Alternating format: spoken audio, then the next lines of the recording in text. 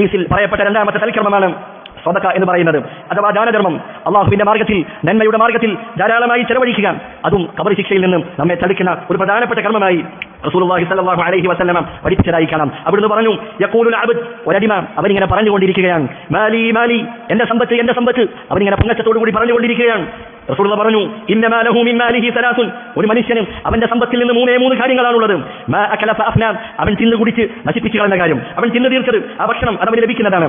ഔ ലബിസ ഫഅബ്ല, അവൻ ധരിച്ച് ദുരുമ്പിപ്പോയ വസ്ത്രങ്ങൾ, അതും അവന്റെ സമ്പത്തിൽ നിന്നും അവന് ലഭിച്ച കാര്യമാണ്.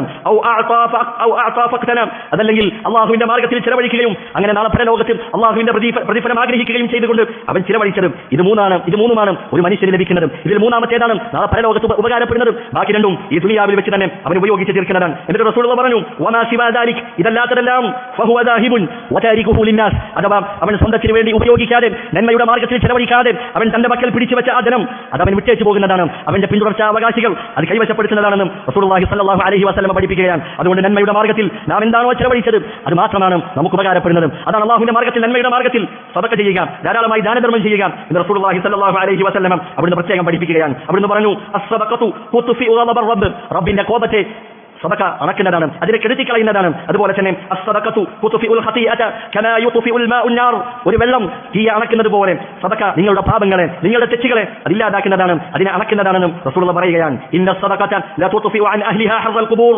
സദഖ ചെയ്ത ആളുകൾ അവർക്ക് ആ ഖബറിന്റെ ചൂടിൽ നിന്നും അവർക്കത് ശമനമേകുന്നതാണ്. വ ഇന്നമാ യസ്തദില്ലുൽ മുഅ്മിനു യൗമൽ ഖിയാമത്തി ഫീ ദില്ലി സദഖതിഹി, നാളെ ഖിയാമത്ത് നാളിൽ മുഅ്മിനീങ്ങളായ ആളുകൾ അവർ ഓരോരുത്തരും അവർ ചെയ്ത സദഖയുടെ തണലിലായിരിക്കുമെന്ന് റസൂലുള്ളാഹി സ്വല്ലല്ലാഹു അലൈഹി വസല്ലം പഠിപ്പിക്കുന്നു. മറ്റൊരിക്കൽ പറഞ്ഞു, മാ നഖസത് സദഖത്തുൻ മിൻ മാൽ, ദാനധർമ്മം സദഖ എന്ന് പറയുന്നത് അത് സമ്പത്തിൽ നിന്നും യാതൊന്നും കുറവ് വരുത്തുകയില്ല. സദഖ ചെയ്യുമ്പോൾ നമ്മുടെ കയ്യിലുള്ള സമ്പത്തിന്റെ എണ്ണത്തിൽ കുറവ് വരുമെങ്കിലും അതിന്റെ ബറക്കത്തിൽ അത് വർദ്ധനവ് ലഭിക്കുകയാണ്, അത് അല്ലാഹു വർദ്ധിപ്പിച്ചു നൽകുന്നതാണ്. അല്ലാഹു പറഞ്ഞില്ലേ, വമാ അൻഫഖതും മിൻ ഷൈഇൻ ഫഹുവ യുഖ്ലിഫു, നിങ്ങൾ എന്തൊന്നു തന്നെ നന്മയുടെ മാർഗത്തിൽ ചെലവഴിച്ചാലും അല്ലാഹു സുബ്ഹാനഹു വ തആല അതിന് പകരം നൽകുന്നതാണ്. അതുകൊണ്ട് നന്മയുടെ വഴിയിൽ നാം സമ്പത്ത് ചെലവഴിക്കുമ്പോൾ നമ്മുടെ സമ്പത്ത് കുറയുകയില്ല, അല്ലാഹു അത് വർദ്ധിപ്പിച്ചു നൽകും, അതിന് അല്ലാഹു ബറക്കത്ത് നൽകുമെന്നും റസൂലുള്ളാഹി സ്വല്ലല്ലാഹു അലൈഹി വസല്ലം അവിടുന്ന് പഠിപ്പിക്കുകയാണ്. മറ്റൊരു ഹദീസിൽ കാണാം, മാ മിൻ യൗമിൻ യുസ്ബിഹുൽ ഇബാദു ഫീഹി ഇല്ലാ മലകാനി യൻസിലാൻ, എല്ലാ ദിവസവും നേരം പുലരുമ്പോൾ എല്ലാ അടിമകളുടെ അടുക്കലേക്കും രണ്ട് മലക്കുകൾ ഇറങ്ങി വരുന്നുണ്ട്.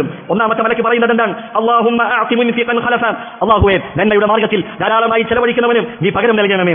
രണ്ടാമത്തെ മലക്ക് പ്രാർത്ഥിക്കുന്നു, അല്ലാഹുമ്മ അഅതി മുംസികൻ തലഫ, നന്മയുടെ മാർഗത്തിൽ ചെലവഴിക്കാതെ പിശുക്ക് കാണിക്കുന്ന, അത് പിടിച്ചു വെക്കുന്ന ആളുകൾ അവരുടെ സമ്പത്ത് നീ നശിപ്പിക്കണമേ എന്ന് എല്ലാ ദിവസവും രണ്ട് മലക്കുകൾ രാവിലെ വന്ന് പ്രാർത്ഥിക്കുന്നുണ്ടെന്ന് റസൂലുള്ളാഹി സ്വല്ലല്ലാഹു അലൈഹി വസല്ലം പഠിപ്പിക്കുകയാണ്. അതുകൊണ്ട് തന്നെ പണ്ഡിതന്മാർ പറഞ്ഞതായിരിക്കണം, നന്മയുടെ മാർഗത്തിൽ എല്ലാ ദിവസവും കുറച്ച് സമ്പത്ത് നാം ചെലവഴിക്കുക. ഒരു 10 രൂപയാണെങ്കിൽ 10 രൂപയെങ്കിലും നാം ചെലവഴിക്കേണ്ടതുണ്ട്. അങ്ങനെയാണെങ്കിൽ മലക്കുകളുടെ പ്രാർത്ഥന സമ്പത്ത് വർദ്ധിക്കുവാൻ, ആ സമ്പത്തിൽ ബറക്കത്ത് ലഭിക്കുവാനുള്ള അവരുടെ പ്രാർത്ഥനയിൽ നമുക്ക് ഉൾപ്പെടാൻ കഴിയുമെന്ന് പണ്ഡിതന്മാർ രേഖപ്പെടുത്തിയതായി